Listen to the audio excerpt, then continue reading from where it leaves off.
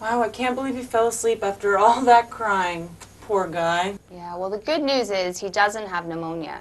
It's just an upper respiratory tract infection, a cold. So there's some things you can do to help him get better.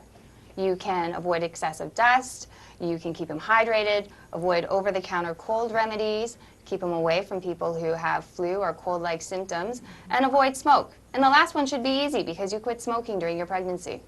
Well, you're right. I did quit smoking when I was pregnant, but actually a couple weeks ago I went out. My mom was able to take Jake for the night, and my friends, they were having a birthday party, and we had a couple glasses of wine, and felt like old times. So before I knew it, I was out having a cigarette with them, and since then I've been having a couple of cigarettes a day, just at the end of the day after I put Jake to bed. But that sounds like it has nothing to do with what you're talking about, right? No, wait a minute. That has everything to do with what we're talking about. I can't believe at the end of this appointment you're just slipping in the fact that you've resumed smoking again. That's very, very important information for me to know. And I'd like to spend some time talking about it now.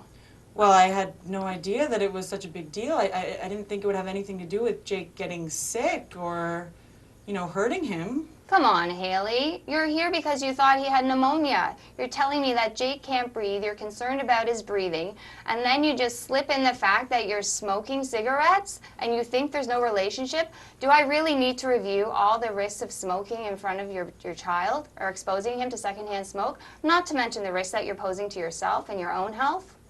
Well, I was doing perfectly well. It was just when I went out with my friends and, usually I'm fine with the cravings. It's just when I have a glass of wine at the end of the day, and if I have more than 2 or 3, I just get that craving for a cigarette. And if I have cigarettes in the house, it just happens, I'm doing pretty good.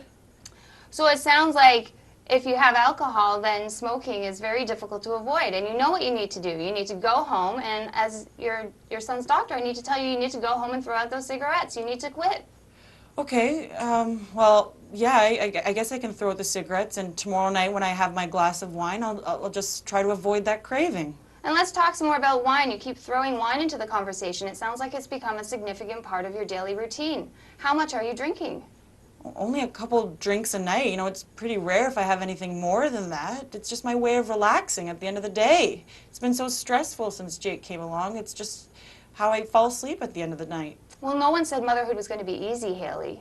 So let's talk about these drinks. Are we talking about the low-risk drinking guidelines, 1 to 2 standard drinks a night, or are we talking about a mug of margaritas?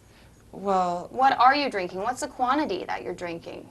I guess I have about a half a glass a night, and maybe 2. Very rarely I'll have more than that. It just helps me kind of relax. There's other ways to relax. There's yoga, there's deep breathing. You need to stop raising the roof and raise your kid. This is not okay. You're not just worrying about Haley anymore. It's Haley and Jake. You're a mom now.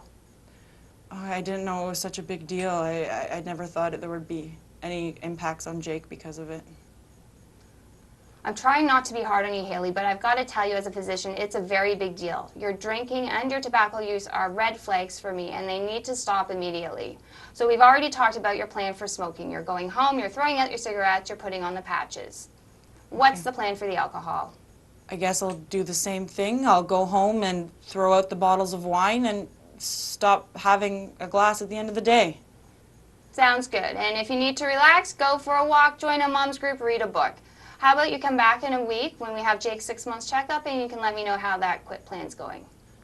Okay, I'll try my best. Thanks.